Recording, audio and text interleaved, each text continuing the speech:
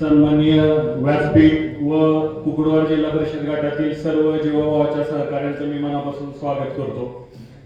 आज आपण इथं आता सर्वांनीच भाषणात उल्लेख केला की दोन राष्ट्रवादी तुम्ही म्हणू नका, म्हणून मी फक्त आता एकच राष्ट्रवादी म्हणून इथून बोलतो। सर्वांच्या उपस्थितीत मला बाकी भाषणाचे मुद्दे, त्यावेळेचे मुद्दे, राजकीय मुद्दे हे त्या परिस्थितीनुसार त्या समोरच्या येणाऱ्या उमेदवारानुसार आपण त्यावेळी त्या मांडू। मला आज इथं आपण आपल्या घरात जमलोय, मला फक्त एवढंच आज सांगायचंय की एक आवई उठवली जाते गटात की हा उभा राहणार, तो उभा राहणार, नाही तर तो येईल, ह्यो येईल, तो येईल। मी आज तुम्हाला मनापासून आणि खात्री लायक जबाबदारीने सांगतो, उभा पुढं कुणी सुद्धा राहू द्या, आपण ह्यो गट राष्ट्रवादीचा जिंकणार म्हणजे जिंकणार, कुठल्याही परिस्थितीत जिंकणार। आणि गल्ली ते दिल्ली सत्ता असायला सत्तेचे भागीदार आपण आहोत, तेवढाच आपला अधिकार आहे। आणि या दोन नेत्यांच्या मध्ये व देशमुख साहेब या तिन्ही नेत्यांच्या मध्ये कोण म्हणल की माझी सत्ता आहे, तुम्हाला निधी कसा मिळेल, हे कसं मिळेल, ग्रामपंचायती सोसायट्या कसा लढवतात, तर मी आज तुम्हाला सांगतो, कुकुडवाड जिल्हा परिषद गटातली किंवा मान तालुक्यातली एकही ग्रामपंचायत किंवा एकही सोसायटी मोकळी सोडली जाणार नाही, ताकदीनं पार्टी लढवली जाणार म्हणजे लढवली जाणार। वरिष्ठांचे तसे आदेश आहेत आणि ते नक्कीच फॉलो केले जाणार। मी आज सांगतो, समोर कोणी राहू द्या, आज कुकुडवाड गटाचं बोलतो की दोन नेते आमदारकीला उभा राहणार होते, परिस्थितीनुसार त्यावेळी ते जुळलं नाही, हे मान्य समोरच्या सर्वांना। आता आमदारकीचे इलेक्शन आहे आणि कुकुडवाड गट हा विधानसभा मतदारसंघ समजूनच आमदारकी सारखंच इलेक्शन करणार, एवढं मी ठामपणे तुम्हाला सांगतो। आणि ह्याच माझ्या वाक्यात तुम्ही हे समजून घ्या की इलेक्शन हे आमदारकी सारखंच लढलं जाणार, कुठल्याही गोष्टीची कमी कुठल्याही कार्यकर्त्याला, कुठल्याही तळागाळातल्या कार्यकर्त्याला कमी पडणार नाही। अभयदादांच्या कार्यकर्त्यांनी मनात संकोच न बाळगता म्हणायचं नाही की महेंद्र भाईला जाऊन कसं सांगू किंवा अनिल भाऊला कसं सांगू, किंवा अनिल भाऊंच्या कार्यकर्त्यांनी समजायचं नाही की अभयदादाकडे कसं जाऊन कसं अभयदादाला अडचण सांगू। मी निसंकोचपणे बोलतोय की ह्या दोघांना सांगायला तुम्हाला पोहोचू शकत नसाल, ही जर दोघांच्या इलेक्शन मध्ये बिझी असतील किंवा असू शकतो, एक माणूस शेवटी लोड घेऊन किती लोड घेऊ शकतो, तुम्ही निसंकोचपणे महेंद्र देसाईला फोन करा, नाही हा शब्द माझ्याकडे नाही।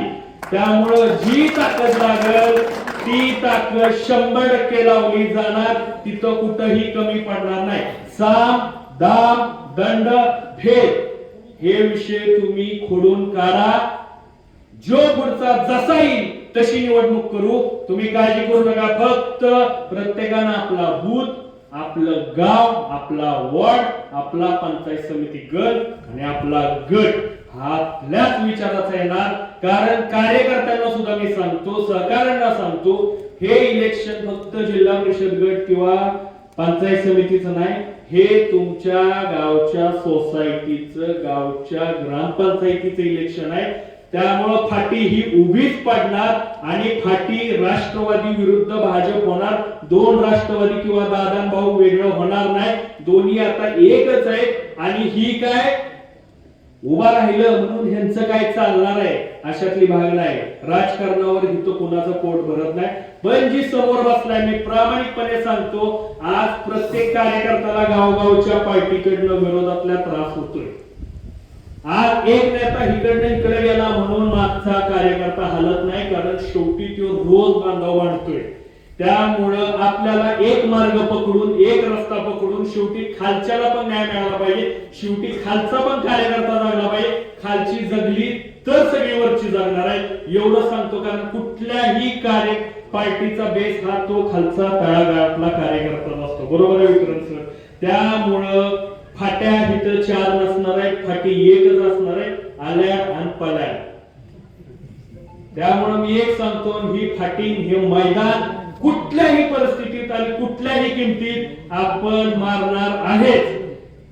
त्यामुळे मला एक प्रामाणिकपणे तुम्ही हा मनातनं आज ह्या माडीतनं बाहेर पडताना हा विषय इथंच सोडून जावा की इलेक्शन कसं होईल आणि पुढे एवढी मोठी ताकद आहे का भीती त्यांना वाटली पाहिजे. गट आपला आहे, गट आपला भीती त्यांना वाटली पाहिजे. कुठल्या गोष्टीला आपण कमी नाही आणि प्रशासनाची भीती तुम्ही घेऊ नका. तेवढी मन गटात ताकद आणि दानत आपल्या आहे एवढंच मी सांगतो. आणि मनापासून एकच सांगतो की आता कुणी कुणाच्या मनात एकमेकाच्या बद्दल बघा प्रत्येकाच्या विरोधात गाव लेवलपासून इलेक्शन लढवले चालले. आम्ही फक्त मान्य केलेली नाही, तुम्ही केलेले. पण आता आपल्याला एक होऊन पुढे ह्यासाठी जायचंय की जर आता आपण टिकलो तर तुम्ही टिकणार. एवढंच मला सांगायचंय. प्रत्येकाला प्रत्येकाची वॉर्ड बूथ आणि गाव सांभाळा. मी तुम्हाला सांगतो कुठंही आपण कमी पडणार नाही. मी फक्त एकच शेवटला जाताना म्हणतो पुढचा बास म्हणाल आता आपण बास म्हणणार नाही.